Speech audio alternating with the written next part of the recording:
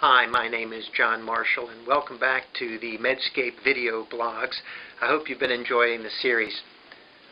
This time I'd like to focus on a slightly different disease, pancreas cancer. Now, we know this is a terrible disease, affects 35,000 people a year. Almost all of them will die of their disease. It's really one of the most fatal cancers we have.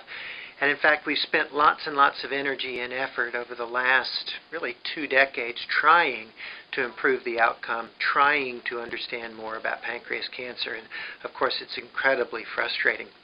I think one of the most dramatic examples recently has been the attempt to use EGFR blocking drugs in patients with metastatic pancreas cancer.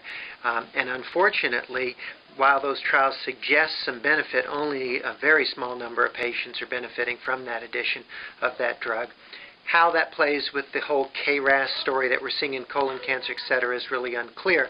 But I think the value of those studies really points us in a new direction. It tells us we've got to take this disease apart and understand it as different kinds of disease. And recently, at the International Society of GI Oncology meeting, I heard a really brilliant presentation by James Abruzzi from down at MD Anderson, and I wanted to share their work with you a bit.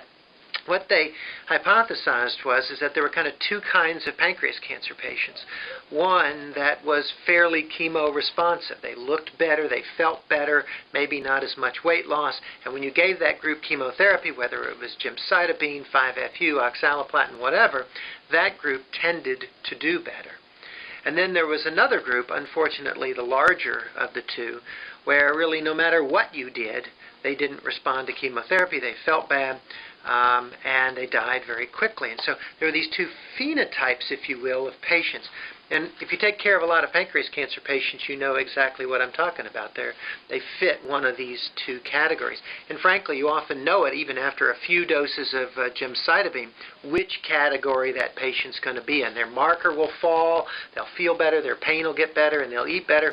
That's the group who's going to respond and maybe be a little longer run with treatment, whereas the other patient who just never quite feels better is a patient who's going to have the worst phenotype. Well, what they did down at MD Anderson, which was so interesting, is they looked at the genetics of those kind of tumor types, and what is emerging is an ability to prospectively define what kind of patient this is going to be. So we could take the tumor and say, look, you're a patient we're going to go down the chemotherapy pathway with, and you're not. We're going to try something else. It is that kind of strategy that I think we have to begin applying really every day in our clinics. And it's only when we do that will our trials and our medicines and everything get to the level of, the high level of effectiveness that we're all shooting for. Thanks for joining me. Have a great day.